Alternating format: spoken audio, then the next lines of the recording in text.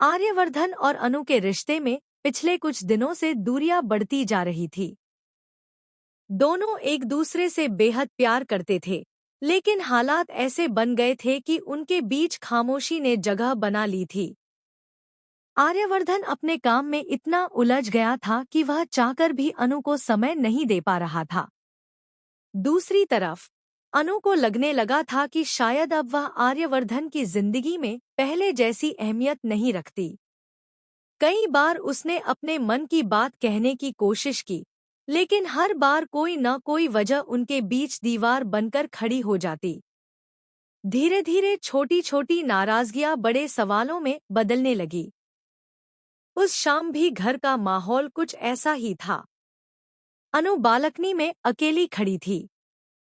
उसकी नजरें आसमान पर थी, लेकिन मन में सिर्फ एक ही सवाल था, क्या आर्यवर्धन पहले जैसा हो पाएगा? तभी पीछे से किसी के कदमों की आहट सुनाई दी। अनु! यह आवाज सुनते ही अनु ने पलट कर देखा। सामने आर्यवर्धन खड़ा था।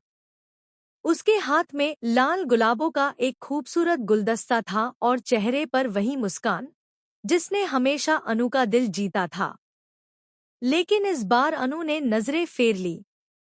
आर्यवर्धन धीरे धीरे उसके पास आया और बोला, मुझे पता है कि तुम मुझसे बहुत नाराज हो। और सच कहूं, तुम्हारी नाराजगी बिल्कुल जायज है। अनु चुप रही। उसकी खामोशी ही उसके दर्द को बयां कर रही थी। आर्यवर्धन ने फिर कहा, मैंने तुम्हें समय नहीं दिया, तुम्हारी बातों को समझ नहीं पाया। लेकिन एक बात कभी मत भूलना, अनु। मेरी दुनिया आज भी तुमसे शुरू होती है और तुम पर ही खत्म होती है।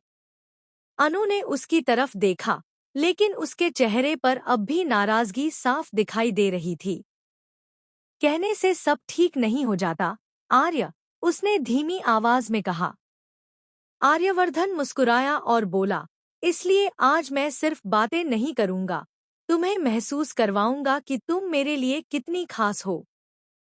इतना कहते ही अचानक घर की सारी लाइटें बंद हो गईं। अनु हैरान होकर इधर-उधर देखने लगी।